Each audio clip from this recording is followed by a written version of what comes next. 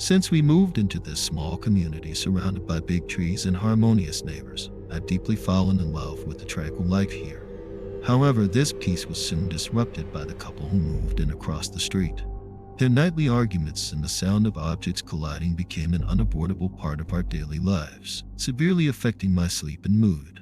As someone who already struggles to fall asleep, I found myself tossing and turning in bed to their quarrels, suffering through sleepless nights.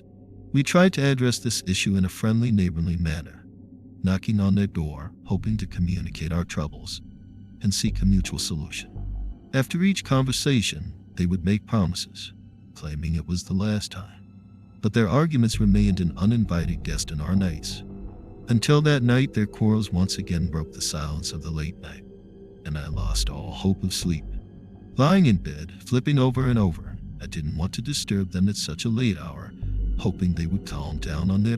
I tried to distract myself by browsing news on my phone, hoping to alleviate the anxiety and exhaustion accumulated from insomnia. Just when I was about to give up hope, thinking I would spend another night in sleep slims, the noise abruptly stopped. I couldn't help but breathe a sigh of relief, thinking that I could finally have a quiet night. However, even though the noise from next door had stopped, my nerves were still on edge, and I found it hard to fall asleep, spending the whole night tossing and turning until dawn. The next day, I decided to try communicating with them again, hoping to find a long-term solution. I crossed the street and knocked on their door. The wife of the couple greeted me, perhaps seeing my pale face and obvious dark circles under my eyes from the long-term sleep deprivation. She was unusually polite, assuring me again that they would be mindful of the noise at night to ensure it wouldn't affect us anymore. When I mentioned wanting to talk to her husband as well, she suddenly became panicked, hastily explaining that due to the previous night's argument, her husband had left home overnight. I was puzzled by her explanation, as I hadn't heard the sound of a car starting all night lying awake. At that moment, I felt an unusual atmosphere enveloping us. Leaving their doorstep, my mind was filled with doubts about what had happened that night. Her words and panicked reaction echoed in my mind, deepening my curiosity and concern about the couple next door. Back home, I shared the details of this conversation with my partner. We discussed whether there were other ways to help improve the situation, while also expressing concern that the husband might have truly left home. From that day on, the noise from next door ceased to exist, as if with the departure of the husband. All disputes and unrest had gone with the wind. My nights returned to peace and my insomnia was alleviated. Yet, whenever I recalled that night's conversation, I always felt an indescribable sensation, as if I had overlooked some crucial clue. Half a year later, the wife decided to move away. Out of kindness, I offered to help remove some items.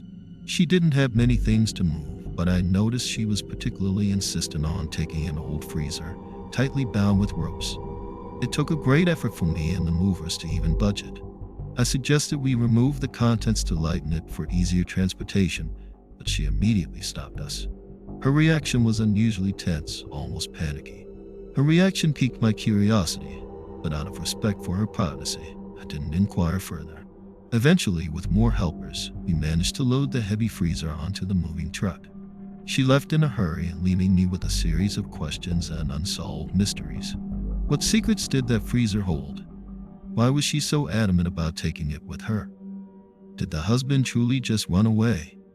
These questions remain like an unfinished puzzle in my mind, forever unresolved as she departed.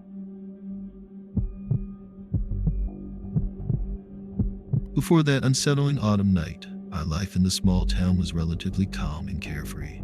Every house on the street hid behind trees filled with colorful leaves, creating a tranquil and peaceful atmosphere.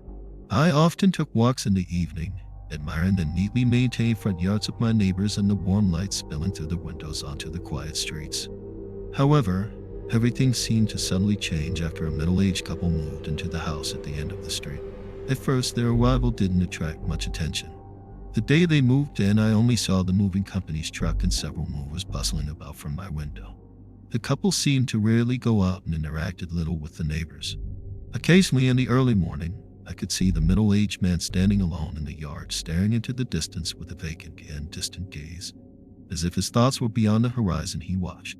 Over time, I started to notice some strange details. At night, their surroundings were always unusually quiet. as if the entire house was enveloped in an invisible soundproof barrier.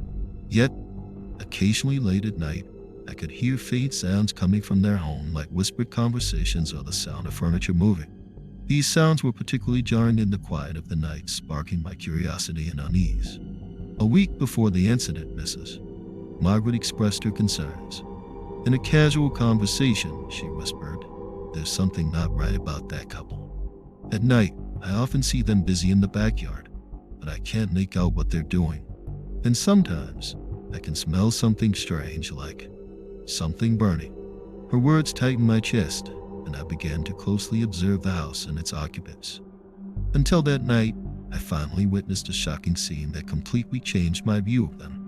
That night, unable to sleep due to some trivial matters, I decided to get some water from the kitchen. As I casually looked out the window, I was surprised to see a firelight in the new neighbor's backyard. The flickering flames cast uneasy shadows in the darkness, and the couple's figures moved busily around the fire. My heart skipped a beat, a foreboding feeling rising within me. This was no ordinary bonfire. The firelight seemed to hint at some secret activity. I stared intently at the dancing flames, filled with questions and fear, wondering what secrets they were hiding. In that moment, time seemed to freeze. The night sky was engulfed in darkness, with only the ominous firelight dancing in the new neighbor's backyard, pushing my anxious feelings to the brink. Hidden behind the curtains, I barely dared to breathe for fear of being discovered. The flames were unusually bright against the night, illuminating everything around them. I could see the middle-aged couple's figures moving hurriedly and purposefully by the fire, but it was difficult to discern what they were specifically doing from this distance. Around the fire, besides the couple's figures, were objects I couldn't identify. These objects cast strange shadows under the light of the fire, giving rise to a sinister premonition within me. As the flames flickered, those shadows seemed to tell an indescribable story. The air was filled with the pungent smell of burning, which seeped through the slightly open window into my nostrils, making me nauseous. Instinctively, I felt this was more than just a regular fire-burning event. Something, perhaps some closely guarded secrets, were being consumed by the firelight, disappearing forever into the darkness. I clenched the curtains, trying to see more clearly, yet also fearing the truth I might discover. As time slowly passed, the fire gradually diminished until only faint embers remained. The couple seemed to have finished their ritual, beginning to clean up the scene. Their movements were quick and orderly, as if all this were a regular part of their daily lives. Finally, they turned and walked back into the house, leaving the backyard engulfed in darkness once again. I stood at the window, my emotions complex. The fire-burning event left me with too many questions and concerns. I realized that our new neighbors might not be as ordinary and harmless as they appeared on the surface. Everything I saw that night felt like a massive puzzle, each piece filled with uncertainty and secrecy. After that night, I could no longer view that house and its occupants with the same calmness as before. Each time night fell, I would involuntarily look in that direction, filled with worry and vigilance. That firelight not only illuminated their backyard but also opened the door to the unknown and potential fear. And I could only wait in the dark, hoping no more secrets would emerge from behind that closed door. Since moving into this suburban town surrounded by luxuries and well-maintained lawns, life seemed to step into a peaceful and hopeful new chapter. Our neighbors, each embodying the epitome of a friendly community handbook, welcomed us, the new couple, in their own. The atmosphere felt warm, suggesting friendships, and countless stories awaited behind every door. Especially memorable was the old gentleman with the frozen cookies. His gaze conveyed a kindness that could be felt even through the frost, imbuing the cookies with a warmth of their own. Despite our curiosity about this somewhat mysterious housewarming gift, we were touched by this unexpected gesture of care.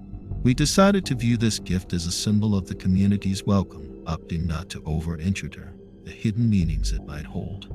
In the days that followed, I found a new hobby creating. I began my small-scale gardening project in our shared side yard, planting raspberries and blueberry bushes, hoping they would thrive in this fertile land. I also selected some rose bushes, considered outcasts of their kind, but irresistible in their beauty to me. Each time I busied myself in the side yard sowing hopes and watering futures, I felt an unprecedented sense of fulfillment and peace. However, I soon noticed another side to the old gentleman. Whenever I was at work in the side yard, he would silently appear at his doorway, staring at me with an inexplicable gaze. It was a look of curiosity, perhaps, but tinged with something more. Initially, I tried to ignore it, assuming it was just normal neighborly curiosity. But as time went on, I began to feel uneasy. Each time I looked up to his house after finishing my day's gardening, he would disappear into the shadows of his porch like a shadow, leaving one to speculate. The gift of frozen cookies suddenly took on a deeper meaning, and the old gentleman's silent observation cast a slight shadow over our new life. Nevertheless, we decided to approach everything with a positive attitude, hoping that over time we would better understand this mysterious neighbor. Perhaps behind his actions lay stories we had yet to discover. As the night deepened, everything around was enveloped in a serene and mysterious aura. The light inside the house cast a faint mist outside the window, adding a touch of enigma to the quiet night. When those unusual sounds broke the night silence, we initially thought it might just be a lost animal that had accidentally entered our side yard. However, as the sounds became clearer, our curiosity spread like wildfire, compelling us to leave the warmth of our bed to investigate through the window. We tiptoed through the silent house to the window, facing the side yard. Through the glass, the scene under the moonlight slowly unfolded before us. There was the old gentleman in his often worn old sweater squatting among the bushes. His movements were exceedingly careful, as if engaged in some sacred ritual. We noticed his lips moving slightly, as if muttering something, occasionally picking up flowers and carefully placing them in his mouth. The scene was both surprising and puzzling. The kind old man who appeared so genial during the day was now engaging in activities among our flowers that contrasted sharply with his usual image. We stood quietly behind the window, observing his every move, trying to his actions at this moment. The next day, as sunlight once again filled the side yard, we stepped outside with a mix of apprehension and curiosity to the bushes explored the previous night. The bushes now seemed a bit disheveled, and some flowers were missing. Over the next few evenings, the old gentleman's behavior became a perplexing routine. He seemed particularly drawn to the flowers in our bushes, repeating his actions every few nights until one day, he brazenly entered the bushes in broad daylight. We saw him eating my lilies raw or cutting their heads off with scissors, mumbling about boiling them in a jam. This situation continued for a while, and our side yard nearly became the neighbor's annual buffet. Although we tried to communicate with him about this issue, he seemed not keen on talking. Every time I tried to speak with him, he hurried back into his house,